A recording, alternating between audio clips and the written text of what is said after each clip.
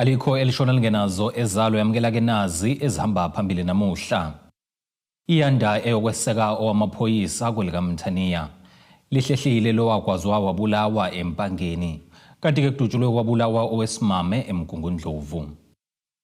Izindaba ze1 KZN TV zifundelo siyabonga wakaduma nina bezulu elidume esandlwane siyakhuleka. Beziqinile zokuphepha ngesikhathi ke kuqhubeka imashi yokweseka ukhomishana wamaphoyisa kulesifundazwe uGeneral Nhlanhla Mkhwanazi. Le mashi ebisenkabeni yedolobha iTheku ibihlanganisa izinhlangano zomphakathi ezingenza inzuzo, izakhamuzi kanye ke namaqembu ezepolitiki. Wathini uMkhwanazi uthakwe yini? Uthakwe yini? Uthakwe yini? Uthakwe yini? Lezi ngezinye zesiqobulo ebezishiwo ngesikhathi abahleli bale mash sebethula uhlu lwezimfuno zabo. Phakathi kwalezi imfuno, lezi inhlangano zithakumiswe zonke isikhulu ezithinta kwizinsolo ezavezwa uMkhwanazi zokuthinteka ngoba nobudlelwana nabantu abasoleka ebugobengeni obuhleliwe kanye nokuxambukela ekusebenzeni kwamaphoyisa. Immediate suspension of implicated officials that were implicated on the sentiments that were raised by General Mkhwanazi, and the rejection of the compromised ministerial appointments. Sithi umthetho sisekelo siubona uphuka sabahlali ngoba umthetho sisekelo uthi there shall be no two cabinet ministers serving in one portfolio at one go. The president has broken the constitution of the Republic of South Africa. Uhlu lwesikhalazo zale mash lwamukelwe ukhomishana wamaphoyisa kwizolonke uFani Masemola. Ekhuluma nabezindaba uMasemola uqinisekise imbiko ethi usenikwe ikhefu usekela wakhe uShedrack Sibiya naye igama lakhe lavela kwizinsolo ezavezwa uMkhwanazi. Yes, indeed, he has been served with documents to take leave while the processes are underway. We don't normally like to discuss details of our departmental processes, but yes, I see on the news that it is indicated that he says he has been, yes, indeed, he has been served today to stay home while other processes are unfolding. uMasemola ubesenxusa umphakathi ukuthi wehlise imoya ukudedela ikhomishana eqokwe umengameli uWezotolo Ramaphosa ukuthi idlale indima yawo. The president has spoken, there is commission appointed. Let's give the commission time to do its work. Let's continue with our lives, but at the same time, let's work with the police. Crime fighting will continue, not only in this province, but the rest of the country. We will continue fighting crime. So we are asking you that let's behave.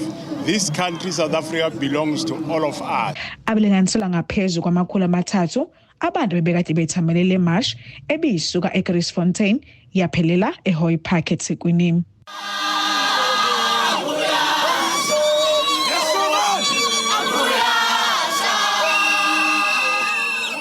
Ngodaba Sibisi wezindaba ze1 KZN TV ku channel 261 ngiseThekwini.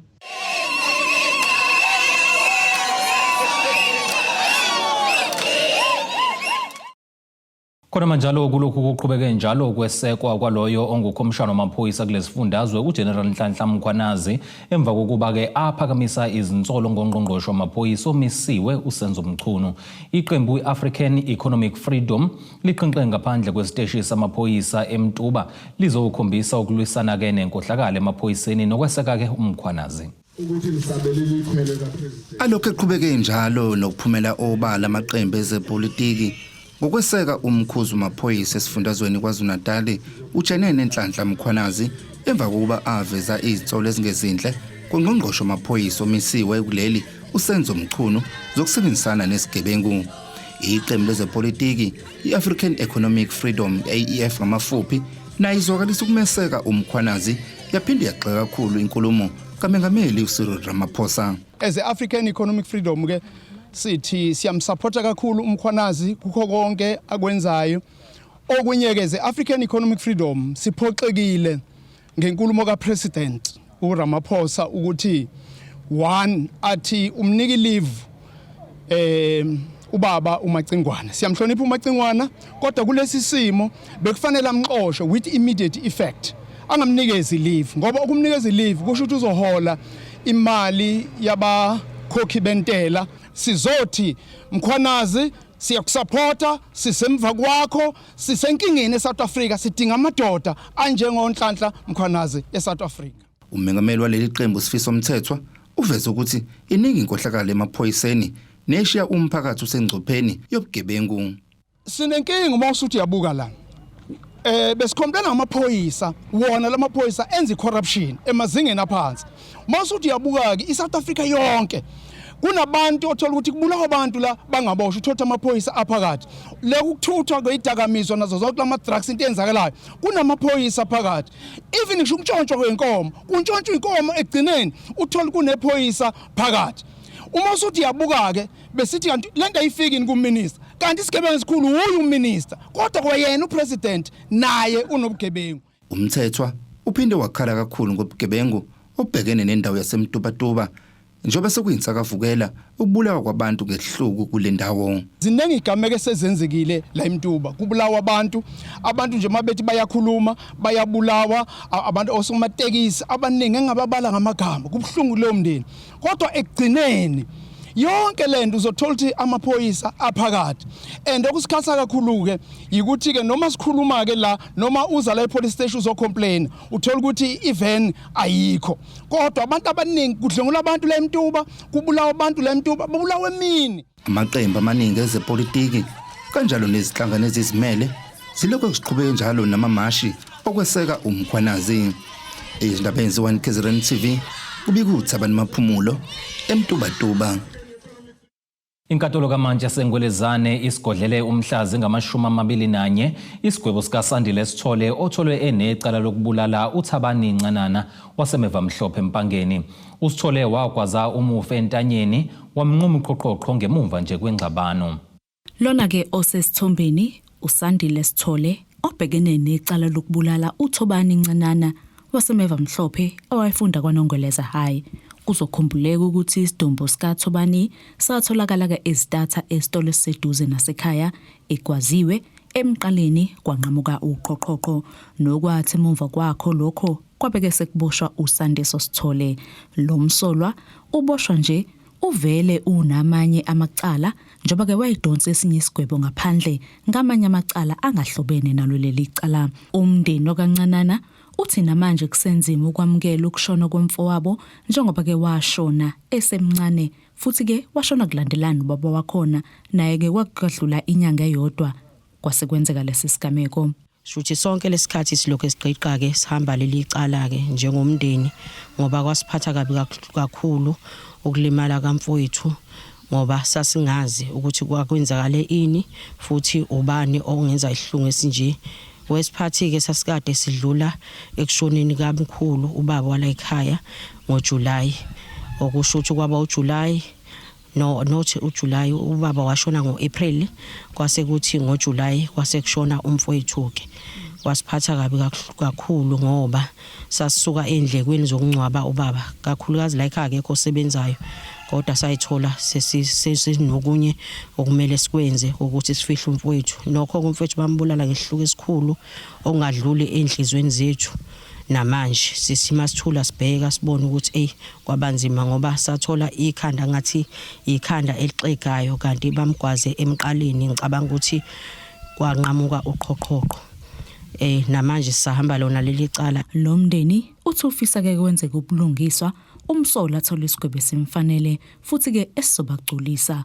Bakusho lokhu nje kulandela ukuthi inkantolo kaMantshi yaseNgwelezane itholeke lo msolwa enecala lokubulala uThabani kanti kuphinde kwavuka namanye amaningi abhekene nawo awenza ngaphambilini. Siyafisa kakhulu ukuthi kube nokulungiswa inkantolo ikwenza ukulungiswa ngaleli cala ngoba lisiphethe kabi kakhulu ngoba uma liyothethwa leli cala siyahlanganisa somndeni ukuze siphume sibaningi siphume ngetekisi ukuze sikwazi ukuthi nenkantolo ibone ukuthi bakhona bakubo kamufi sibhlungu ngento eyenzeka. Besifisa nje kakhulu ukuthi inkantolo ikwenze ubulungiswa kuleli cala ngoba sibhlungu kakhulu lento ayidlule enhlizweni zethu kakhulukazi uma sibona uwele wakhe inhliziyo zisihlungu kakhulu ngoba unowele wakhe la ekhaya zihlungu kakhulu ngoba siyambona ukuthi akudlule enhlizweni yakhe.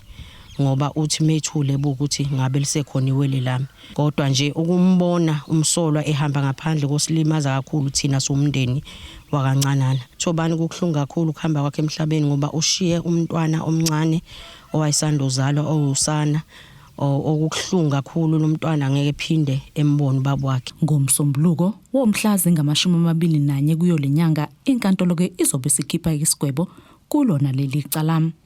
Ezameni ze1 KZN TV ngingosamkeliswe Nqulunga ubika ngisemeva Mhlophe empangeni. Ake sihlabene nali ikhefu sihlangabezene ezinye futhi masibuya.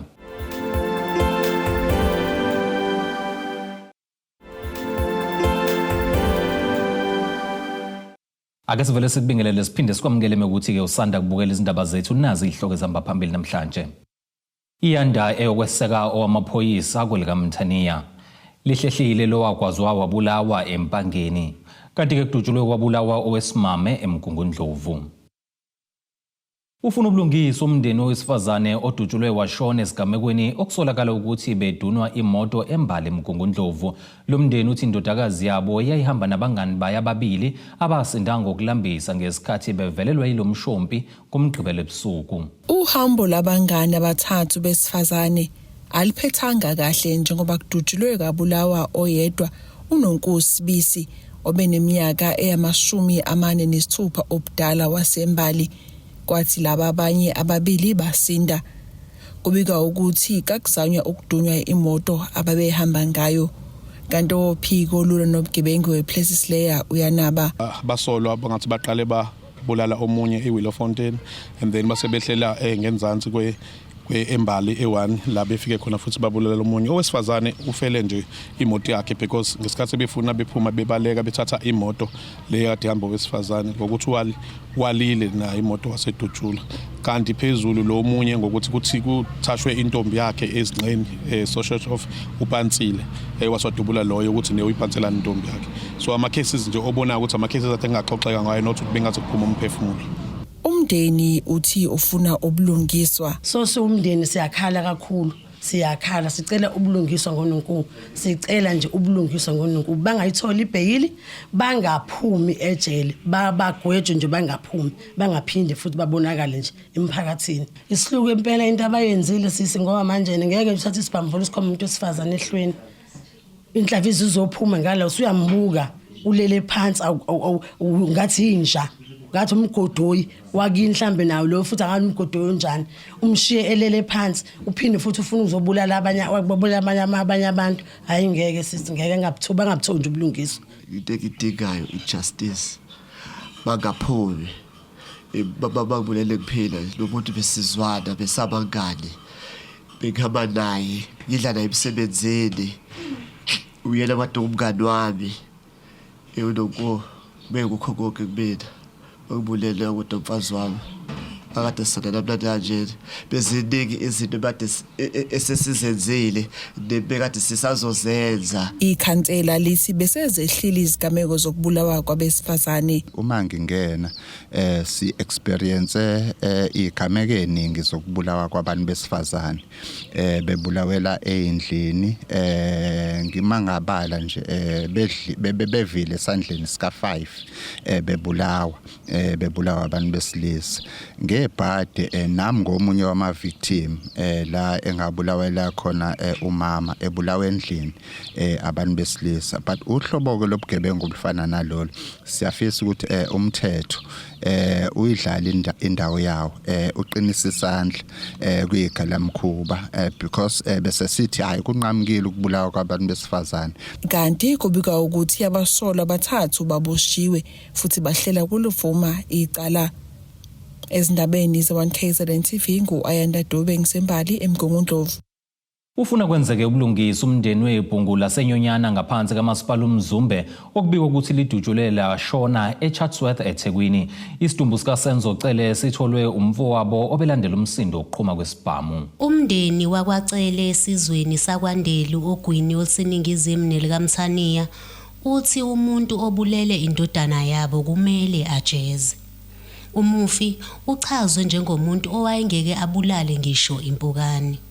ngiyamcela uhulumeni adlale indima yakhe kumbulali ngoba noNkulunkulu umthetho kaNkulunkulu uthi umuntu akajeze ngokumfanele nohulumeni uthi umuntu akajeze ngokumfanele. Lo mntwana ngane yami ubengaphuzi ubengabhemi ubengalwi nomuntu abantu aphila nabo bebemjwayele uyancokola angazi noma mhlambe khona wancokola kumuntu kanti mhlambe uncokole mhlambe akathandanga angazi ukuthi ngizothini ingane yami bengize ngimcabanga ukuthi kusho ukuthi uyigwala ngoba angibengakaze ngizwe nje kuthi ushaya umuntu noma nje ulwe nomuntu kunalokho ube usizo olukhulu emndenini wakomalume nakubo.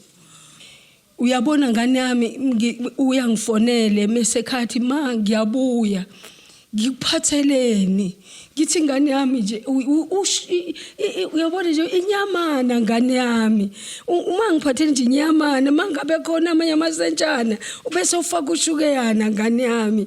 Unina kaMufi uthi ukushona kwendodana yabo kubagqeme ingozi engeqiwantwala njengoba eshiye indodakazi engena nina iphinde ingabi naso nesitifiketi sokuzalwa. Okubhlungu ke nje kakhulu ukuthi sikhathazekile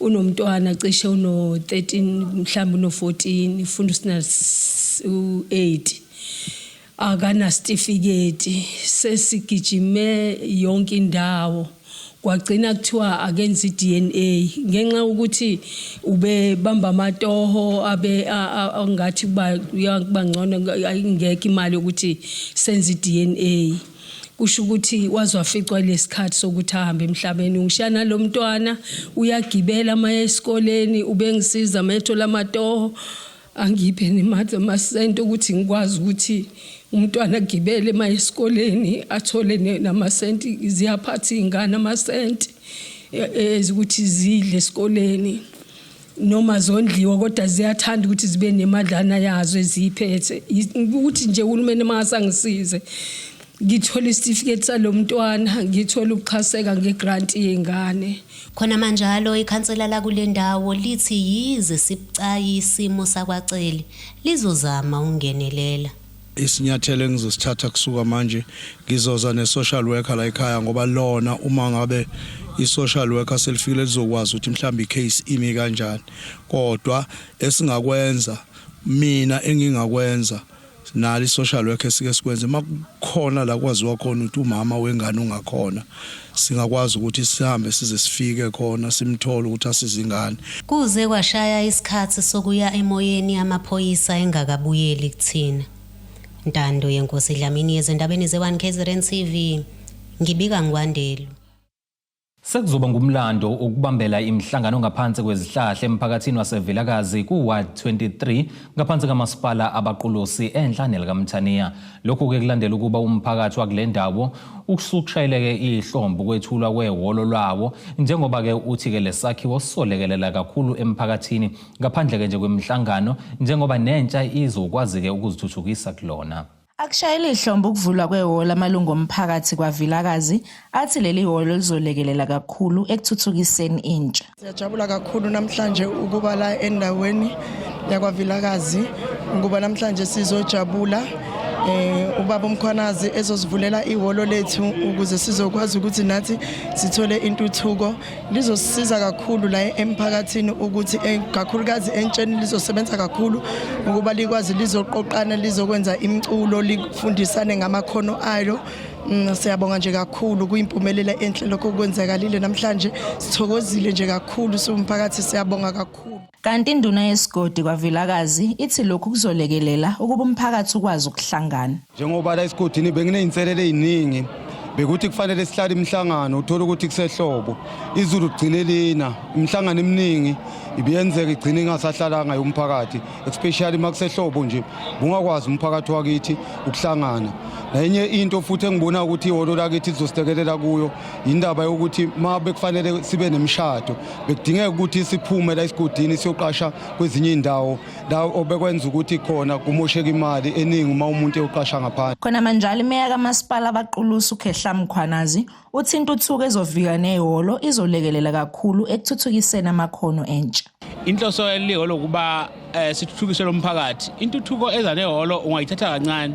Akulona elemngcwabo nemhlangano kuphela kodwa elama activities abantu abasha njengoba nibonile nje kade kunabo kunoma skandi akade becula la sizothola indawo yokuthi beze bazoyiqeqesha khona bonke abantu abasha ikakhulukazi abanamakhono bangenza noma isiphi isikhathi la sekunemidlalo emisha khona ama aerobics abantu abasha sengenza njalo ngekhathi sekuseni nezantambama uma bephuma ezikoleni bazohlangana la kube khona izinto abazenzayo. Kepha futhi sinabantu laba namakhono okuthunga bangakwazi ukuthi bagcine imishini yabo la ukuthi emini beze bazozijwayeza udaba lokuthunga. Njengomkhandlu siyabalekelela through uhlelo lwa-LED ngemishini yokuthunga kanye nezindwango. Namhlanje nje nami bengeke ngifike ngingaphethe lutho khona kade ngikuphethe ukuzokunikeza abantu bala kwavilakazi kwa-23. Ubese enxusa umphakathi ukuba uliphathe ngendlela efanele ihholo. Ngakho ke umeya we-district obengiphelekezele ukugcizelele ukubaleka ukuba ihholo baliphathe kahle ngoba kulona ihholo kamasipala ihholo lomphakathi labo ngakho baliphathise okwento yabo baliphathe kahle.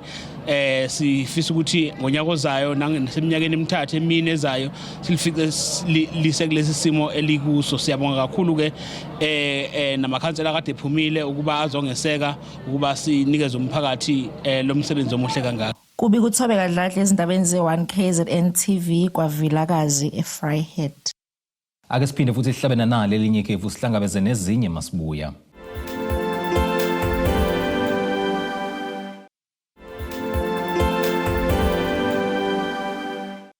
Ake siphinde sikubingelele sikwamukele mekuthi usanda kubukela izindaba zethu nazi ihloko ezihamba phambili namhlanje. Iyanda eyokweseka owamaphoyisa kwelikaMthaniya lihlehlile lowakwazwa wabulawa eMpangeni kanti ke kudutshulwe kwabulawa owesimame eMgungundlovu. Kuleli qophela ke singene sijule engosini yezomnotho. Irandi lakuleli liyi 17 rand 82 cent maqhathaniswa nedola laseMelika libe u23 rand 92 cent uma liqhathaniswa ke nopondo seBrithani liphinde libe u20 rand 79 cent uma liqhathaniswa neeuro laseEurope. Igolide ke lona lingu $3,364.42 i-ounce kuthi uwelo ngahluziwe ube u$69.21 umphongolo. Ake singene sijule engosini yezemidlalo. Kwethule ngokusemthethweni inkampani ezobhekelela abasemkhakheni wezemidlalo okuhlanganisa abadlali kanye nabaqeqeshi okuyi-Servette Sport Management. Omunye wabaqondisi balenkampani yontuthuko Khumalo uthi baningi abadlali abaflathela lesifundazwe ngenhloso yokuyoveza amakhono kwezinye izindawo. Kwethule ngokusemthethweni inkampani ezobhekelela abasemkhakheni wezemidlalo okuhlanganisa abadlali kanjalo nabaqeqeshi okuyi-Servette Sport Management. Le nkampani ithi izosebenzisana kakhulu nezinhlangano ezingamele ibhola ngenhloso yokunika intsha amathuba kwezemidlalo ezinhlobonhlobo. Omunye wabaqondisi bale nkampani uNtuthuko Khumalo uthi baningi abadlali abasuka kuleli baye kwezinye isifundazwe ukuyoveza amakhono. We are not an academy, we are not an organization, but we are a business company. Enolwazi olubanzi ngesport. So si plead that, that's why we are pleading sicela kuwo wonke umuntu ukuthi angenelele akhona ukuthi asilekelele ekusizeni iyouth namhlanje. Ngokomthetho ezithina iServette Sport Management we can also open a school of excellence.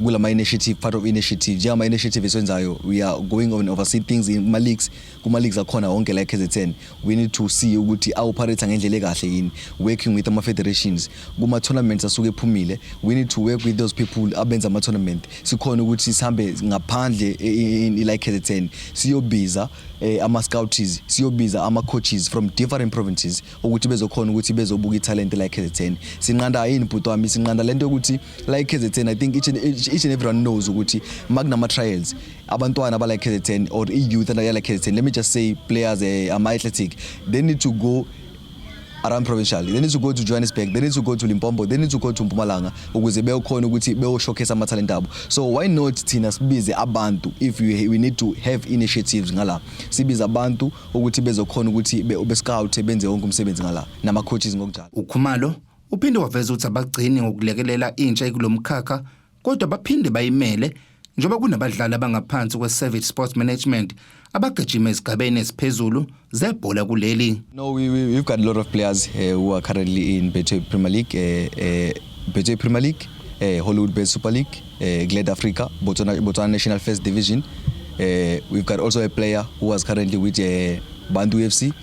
Tlo, he's currently back here in South Africa. We've got also players who are in MDC ezisebenzisana nama-club. Umsebenzi wethu nama-clubs, that's why ngithi abantu basazolithola ulwazi kahle ngokuthi i-Savage Sports Management iyini kahle kahle. Ukhansela waku-Ward 4 ngaphansi komasipala uMhlathuze uzwakalisa ukuyeseka kakhulu lo mbono we-Savage ngoba kuzosiza kakhulu intsha kwezemidlalo iphinde ikwazi ukuzithuthukisa. Today we're launching this sport initiative from Mr. Khumalo.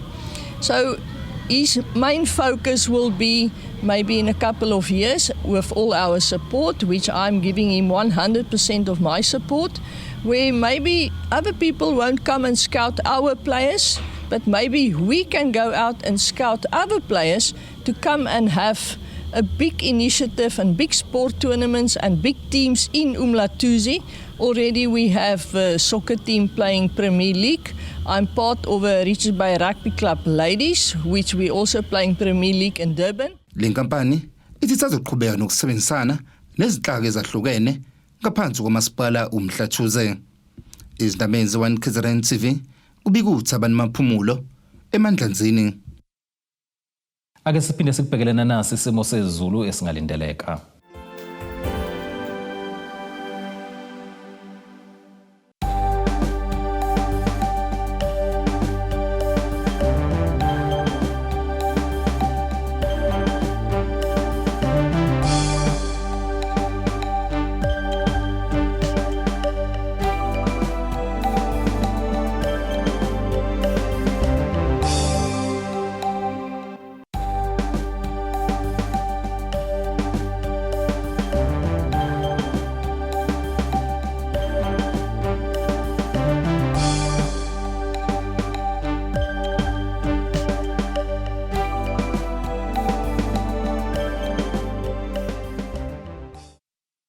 Zulumya Mundlela zimhlophe ngiyaziguqisa ke nokho bese kuphathele zona namhlanje sihlangabeze noma kanjani futhi kusasa ngesikhathi esifanayo. Abethuli bethu bezindaba baxhaswe iThulis Bayview Bridal. Ungabashayela kulezi zinombolo ezivelile.